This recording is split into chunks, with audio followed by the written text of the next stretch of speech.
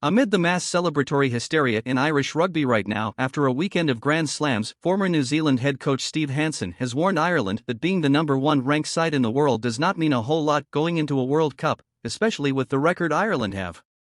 Hansen was speaking ahead of the 2023 Killick Cup, which will see his World 15 face-off against Eddie Jones' Barbarian side on May 28 at Twickenham.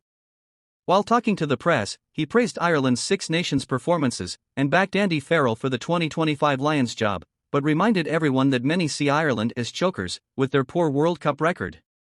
Ireland were good throughout the Six Nations. In that final game, they started off a bit shaky and England rattled them a bit, but once the red card came, it was game over and they were good enough to take advantage of it. They're going well, ranked number one in the world, and they've had a great year so far. Every time a team is number one in the world, you've got to consider them to be a World Cup contender, but it's a tough tournament to win, and they were number one going into the last one, weren't they? So, they've seemed to struggle a little bit at World Cups. If it was the All Blacks, they'd probably be called chokers.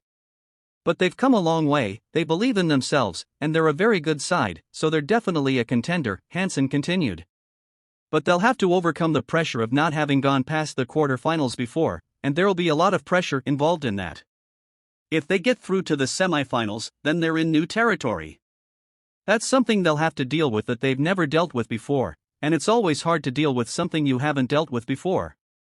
It is a harsh reminder, but it is also tough to disagree with Hansen, given what he achieved in the game, including coaching what is considered the best side of all time to World Cup success in 2015, and handing a vicious hammering to Ireland in the 2019 World Cup quarter-finals. Leave here in the comments your opinion that will be of great importance to All Blacks, and don't forget to subscribe to the channel, so as not to miss any exclusive information about All Blacks.